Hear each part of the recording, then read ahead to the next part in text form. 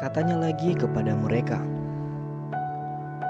"Aku berkata kepadamu, sesungguhnya di antara orang yang hadir di sini ada yang tidak akan mati sebelum mereka melihat bahwa kerajaan Allah telah datang dengan kuasa." Yesus dimuliakan di atas gunung. 6 hari kemudian, Yesus membawa Petrus, Yakobus, dan Yohanes, dan bersama-sama dengan mereka ia naik ke sebuah gunung yang tinggi. Di situ mereka sendirian saja. Lalu Yesus berubah rupa di depan mata mereka, dan pakaiannya sangat putih berkilat-kilat. Tidak ada seorang pun di dunia ini yang dapat mengelantang pakaian seperti itu. Maka nampaklah kepada mereka Elia bersama dengan Musa. Keduanya sedang berbicara dengan Yesus. Kata Petrus kepada Yesus, "Rabi, betapa bahagianya kami berada di tempat ini. Baiklah kami dirikan 3 kemah, satu untuk engkau, satu untuk Musa, dan satu untuk Elia." Ia berkata demikian sebab tidak tahu apa yang harus dikatakannya, karena mereka sangat ketakutan. Maka datanglah awan menaungi mereka, dan dari dalam awan itu terdengar suara, "Inilah anakku yang kukasihi, dengarkanlah dia." Dan sekonyong-konyong waktu mereka memandang sekeliling mereka, mereka tidak melihat seorang pun lagi bersama mereka, kecuali Yesus seorang diri. Pada waktu mereka turun dari gunung itu, Yesus berpesan kepada mereka supaya mereka jangan menceritakan kepada seorang pun apa yang telah mereka lihat itu, sebelum Anak Manusia bangkit dari antara orang mati. Mereka memegang pesan tadi sambil mempersoalkan di antara mereka apa yang dimaksud dengan bangkit dari antara orang mati. Lalu mereka bertanya kepadanya, "Mengapa ahli-ahli Taurat berkata bahwa Elia harus datang dahulu?" Jawab Yesus, "Memang Elia akan datang dahulu dan memulihkan segala sesuatu. Hanya bagaimanakah dengan yang ada tertulis mengenai Anak Manusia, bahwa ia akan banyak menderita dan akan dihinakan? Tetapi aku berkata kepadamu, memang Elia sudah datang dan orang memperlakukan dia menurut kehendak mereka, sesuai dengan yang ada tertulis tentang dia." Yesus mengusir roh dari seorang anak yang bisu. Ketika Yesus, Petrus, Yakobus, dan Yohanes kembali pada murid-murid lain, mereka melihat orang banyak mengerumuni murid-murid itu, dan beberapa ahli Taurat sedang mempersoalkan sesuatu dengan mereka. Pada waktu orang banyak itu melihat Yesus, tercenganglah mereka semua dan bergegas menyambut dia. Lalu Yesus bertanya kepada mereka, "Apa yang kamu persoalkan dengan mereka?" Kata seorang dari orang banyak itu, "Guru, anakku ini kubawa kepadamu, karena ia kerasukan roh yang membisukan dia. Dan setiap kali roh itu menyerang dia, roh itu membantingkannya ke tanah. Lalu mulutnya berbusa, giginya berkertakan, dan tubuhnya menjadi kejang. Aku sudah meminta kepada murid-muridmu supaya mereka mengusir roh itu, tetapi mereka tidak dapat." Maka kata Yesus kepada mereka, "Hai kamu angkatan yang tidak percaya, berapa lama lagi aku harus tinggal di antara kamu? Berapa lama lagi aku harus sabar terhadap kamu? Bawalah anak itu kemari." Lalu mereka membawanya kepadanya.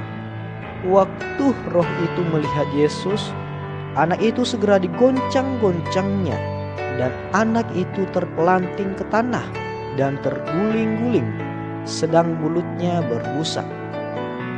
Lalu Yesus bertanya kepada ayah anak itu, "Sudah berapa lama ia mengalami ini?" Jawabnya, "Sejak masa kecilnya. Dan seringkali roh itu menyeretnya ke dalam api ataupun ke dalam air untuk membinasakannya.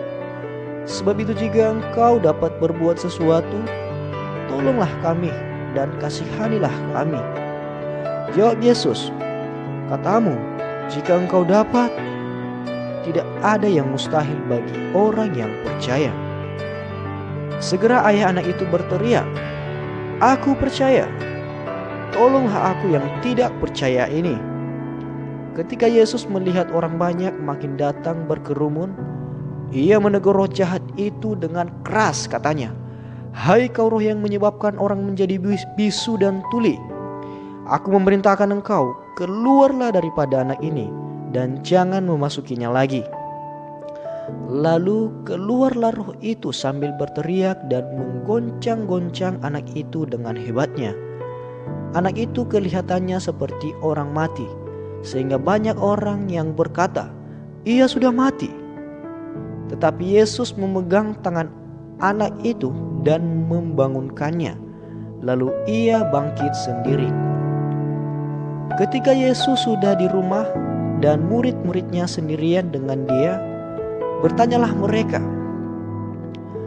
"Mengapa kami tidak dapat mengusir roh itu?"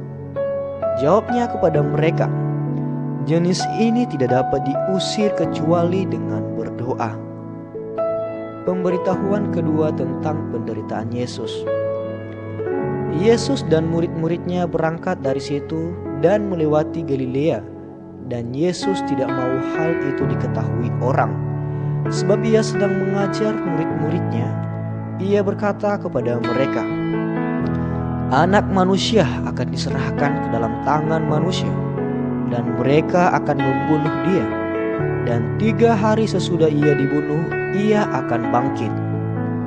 Mereka tidak mengerti perkataan itu, namun segan menanyakannya kepadanya, "Siapa yang terbesar di antara para murid?"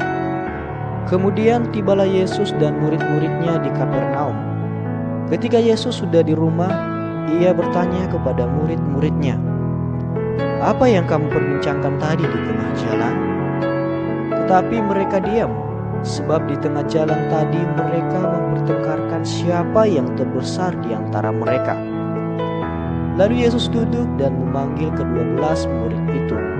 Katanya kepada mereka, "Jika seseorang ingin menjadi yang terdahulu, hendaklah ia menjadi yang terakhir dari semuanya dan pelayan dari semuanya." Maka Yesus mengambil seorang anak kecil dan menempatkannya di tengah-tengah mereka. Kemudian Ia memeluk anak itu dan berkata kepada mereka, "Barang siapa menyambut seorang anak seperti ini dalam nama-Ku, ia menyambut Aku. Dan barang siapa menyambut Aku, bukan Aku yang disambutnya, tetapi Dia yang mengutus Aku." Seorang yang bukan murid Yesus mengusir setan. Kata Yohanes kepada Yesus, "Guru, kami lihat seorang yang bukan pengikut kita mengusir setan demi nama-Mu. Lalu kami cegah orang itu, karena ia bukan pengikut kita." Tetapi kata Yesus, "Jangan kamu cegah dia, sebab tidak seorang pun yang telah mengadakan mukjizat demi nama-Ku dapat seketika itu juga mengumpat Aku. Barang siapa tidak melawan kita, ia ada di pihak kita. Aku berkata kepadamu, sesungguhnya barang siapa memberi kamu minum secangkir air oleh karena kamu adalah pengikut Kristus, ia tidak akan kehilangan upahnya. Siapa yang menyesatkan orang tentang garam?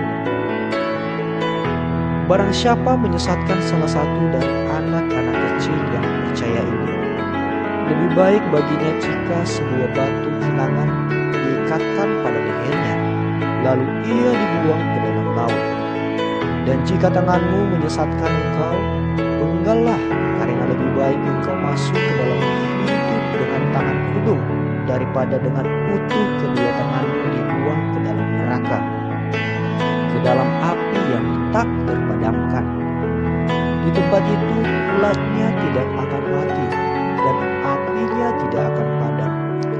Dan jika kakimu menyesatkan engkau, penggal baik engkau masuk ke dalam hidup dengan timpang daripada dengan utuh kedua kakimu dicampakkan ke dalam neraka. Di tempat itu ulatnya tidak akan mati dan apinya tidak akan padam. Dan jika matamu menyesatkan engkau, jungkilah, karena lebih baik engkau masuk ke dalam kerajaan Allah dengan bermata satu daripada dengan bermata dua dicampakkan ke dalam neraka, di mana ulat-ulat bangkai tidak mati dan api tidak padam. Karena setiap orang akan digerami dengan api.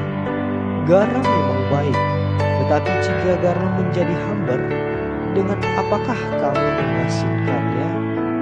Hendaklah kamu selalu mempunyai garam dalam dirimu dan selalu hidup berdamai yang seorang